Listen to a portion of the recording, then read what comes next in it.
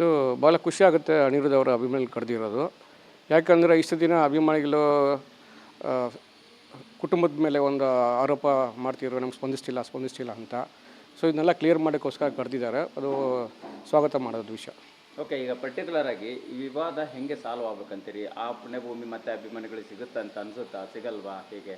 ಈಗ ಅಂಬರೀಷ್ ಅವ್ರ ಮನೇಲಿ ಹಿಂದೆ ಕೂಡ ಒಂದ್ಸರಿ ಕರೆದು ಮಾತಾಡಿದ್ರು ಗೀತಾ ಬಾಲಿ ಅವ್ರನ್ನ, ಬಾಲಕೃಷ್ಣ ಅವ್ರ ಮಗಳು ನಾನು. ಹೌದು ಸರ್, ಇದಕ್ಕೆ ಮುಂಚೆ ಏನಾಯಿತು, ಅಂಬರೀಷ್ ಅವ್ರ ಮನೆಯಲ್ಲಿ, ಅಂಬಿಯನ ಮನೆಯಲ್ಲಿ ರಾಕ್ಲೈನ್ ವೆಂಕಟೇಶ್, ಕೆ ಮಂಜು, ಭಾರತಿ ಅಮ್ಮ, ಅನಿರುದ್ಧ್ ಇವರೆಲ್ಲ ಗೀತಾ ಬಾಲಿನ ಕರೆಸ್ಬಿಟ್ಟು ರಿಕ್ವೆಸ್ಟ್ ಮಾಡ್ಕೊಂಡ್ರು, ನೋಡಮ್ಮ ನೀನು 8 ಎಕರೆಗೆ ಕೇಸ್ ನಡೆಸು, 2 ಎಕರೆಗೆ ವಿಡ್ರಾ ಮಾಡ್ಕೊ. ಆ 2 ಎಕರೆಗೆ ಗೌರ್ಮೆಂಟಿಂದ 2 ಕೋಟಿ ರೂಪಾಯಿ ಅದನ್ನು ಪಕ್ಕಕ್ಕೆ ಇಟ್ಟಿರ್ತೀವಿ, ಅದು ಏನಾಗುತ್ತೋ ತೀರ್ಪು ಅದ್ರ ಮೇಲೆ 2 ಎಕರೆ ಅದು 2 ಕೋಟಿ ರೂಪಾಯಿನ ಕೊಡ್ತೀವಿ, ಇದು ಮಾಡಿ ಅಂತ ಹೇಳಿದ್ರು. ಆ ಅಮ್ಮ ಆಯಿತು ಅಂತ ಒಪ್ಕೊಂಡು ಹೋಗ್ತಾರೆ. ಅಲ್ಲಿ ಹೋಗ ಮೇಲೆ ತಿರ್ಗಾ ಕೇಸ್ ವಾಪಸ್ ತಗೊಳಲ್ಲ.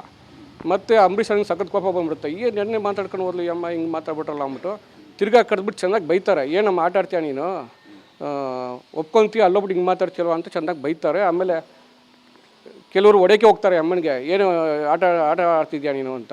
ಆಮೇಲೆ ಇಲ್ಲ ನಾ ತೊಗೊತೀನಿ, ನಾನು ಆಫೀಸ್ ತೊಗೊತೀನಿ ಅಂತ ತಿರ್ಗಾ ಅದೇ ರಾಗ ಅದೇ ಆಡ ಅಮ್ಮಂದು.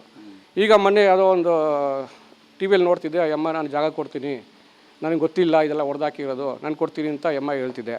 ಇದಂತೂ ಸುಳ್ಳು. ಈಗ ಆ ಎಮ್ಮನ ಹತ್ರ ಏನು ಪ್ರಾಪರ್ಟಿ ಇದೆ ಅಂತ ಏನು ಗ್ಯಾರಂಟಿ ಇದೆಯಾ? ಎಮ್ಮನ ಹತ್ರ ಏನೋ ಪ್ರಾಪರ್ಟಿ ಇದೆಯಾ?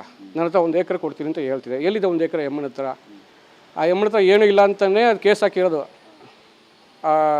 10 ಎಕರೆ ಮೇಲೆ. ಓಕೆ, ಅವ್ರದ್ದು ಮನೆಯಲ್ಲಿದೆ, ಕೊಂಡಕುಂಟೆ ಕ್ರಾಸಲ್ಲಿ ಅವ್ರ ಮನೆ ಇರೋದು, ಗೀತಾ ಬಾಲಿ ಮನೆಗೆ. ಅವ್ರ ಮನೆಗೆ ನಾವು ಹೋಗಿದ್ದೀವಿ, ನಾನು ಮತ್ತು ನಮ್ಮ ಕಾರ್ಯದರ್ಶಿ ಶ್ರೀನಿವಾಸು ಮತ್ತು ಶಿವರಾಮಣ್ಣ ಹೋಗ್ಬಿಟ್ಟು ರಿಕ್ವೆಸ್ಟ್ ಮಾಡ್ಕೊಂಡಿದ್ದೀವಿ, ಇದು ವಿಡ್ರಾ ಮಾಡ್ಕೊಳ್ಳಮ್ಮ, ಆಮೇಲೆ ಬಾಲಣ್ಣಂದು 100ನೇ ಹುಟ್ಟುಹಬ್ಬ ನಾವು ಗ್ರ್ಯಾಂಡಾಗಿ ಮಾಡ್ತೀವಿ, ನಾವು ಇಬ್ಬರು ಸೇರಿಬಿಟ್ಟು ಮಾಡೋಣ, ಎಲ್ಲ ಖರ್ಚು ವೆಚ್ಚ ನಾವೇ ನೋಡ್ಕೊತೀವಿ ಮಾಡೋಣ ಅಂತಲೇ ಹೇಳಿ ರಿಕ್ವೆಸ್ಟ್ ಮಾಡ್ಕೊಂಡಿದ್ದೀವಿ. ಅಮ್ಮ ಆಯಿತು ನಾನು ಮಾಡ್ತೀನಿ ಬಿಡ್ರೆ, ನಮಗೂ ಇದೇ ಹೇಳಿದ್ದು ಅಮ್ಮ, ಬರೇ ಸುಳ್ಳು ಅಮ್ಮ, ಬಾಯಿ ಬಿಟ್ಟರೆ ಬರೇ ಸುಳ್ಳು. ಏನು ಮೀಡಿಯಲ್ಲಿ ಏನು ಮಾತಾಡಬೇಕಲ್ಲ ಸಮಯಕ್ಕೆ ಅಂತ ಮಾತಾಡ್ತಾ ಅಮ್ಮ ಅಷ್ಟೇ.